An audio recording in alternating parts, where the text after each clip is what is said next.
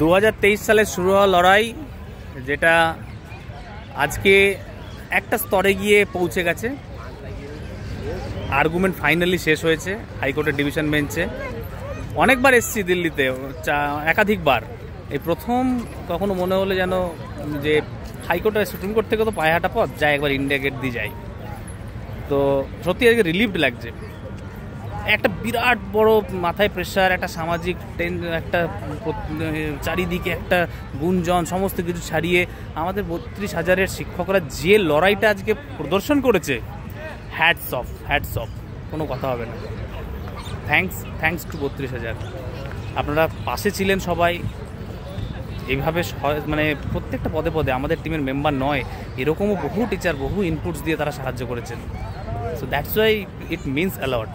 আর আজকে এই সময়ে দাঁড়িয়ে আজকে যেখানে আমরা একটা স্যাটিসফ্যাক্টরি জায়গাতে আছি, জানি না জাজমেন্ট কি আসবে, কিন্তু টিম পূর্বার যে সদস্যরা, যে অ্যাডমিনরা দিন রাত পরিশ্রম করে তারা নিজেদের রক্ত জল করে যে পরিশ্রম করেছেন, সেই রসুলপুর মাঠ থেকে শুরু করা জলপাইগুড়ির পরিশ্রম, কোচবিহারের পরিশ্রম, বিভিন্ন জেলায় পরিশ্রম, সেই সমস্ত অ্যাডমিনদের দেখেছি তারা যেভাবে লড়াই করেছেন। রোদে পুড়ে জলে ভিজে তারা কাগজ গ্রহণ করেছেন এবং সবার জন্য একটা আশার আলো, একটা দিগন্ত খুলে দিয়েছেন। সেটি যে আজকে পূর্ণতা পেয়েছে, সেটার জন্য সত্যিই কিছুটা আবেগ তো কাজ করেই। একটা এত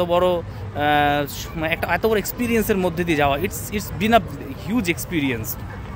এই এক্সপিরিয়েন্সের মধ্যে দিয়ে যাওয়ার ফলে আজকে যেটা দেখলাম, আজকে ফাইনালি যেটা ফিল করছি, সেটা হচ্ছে একটা সাই অফ রিলিফ। অনেক উতরাই চড়াই অনেক এসছে, কখনো সাবমিশন ভালো হয়েছে, কখনো submission up to the mark হয়নি, সব টিমের কথাই বলছি।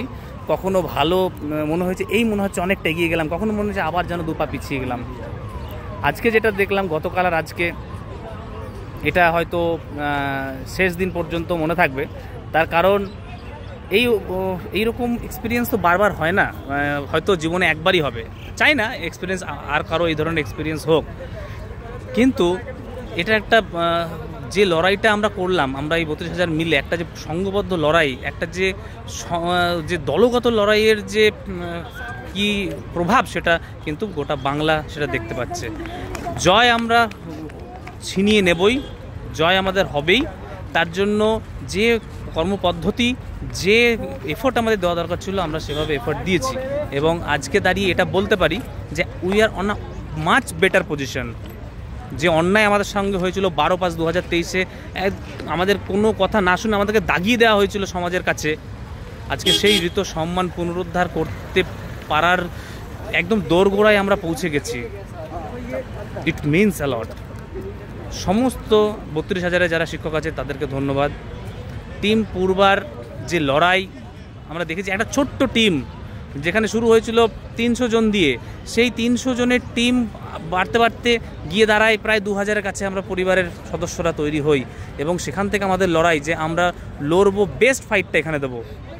তার জন্য যদি আমাদের সুপ্রিম কোর্টের অ্যাডভোকেটস দিয়ে লড়াই করতে, আমরা করে দেখিয়েছি।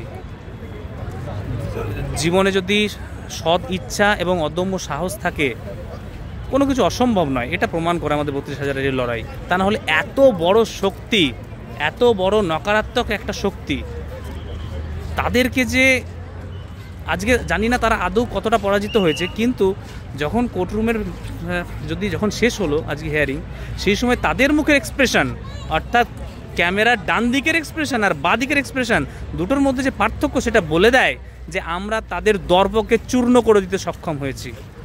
ভবিষ্যতে কখনো এই ধরনের যে ঘৃণ্য কাজ, সেগুলো করার আগে এই ধরনের মানবরূপী পশুরা একাধিকবার ভাববে যে যদি কারোর মুখের গ্রাস কেড়ে নেওয়া হয়, যে সে নিজের অস্তিত্ব লড়াইয়ের বাঁচানোর যে লড়াই, সেটা কোন লেভেলে গিয়ে করতে পারে, তার প্রকৃষ্ট উদাহরণ হচ্ছে 32,000।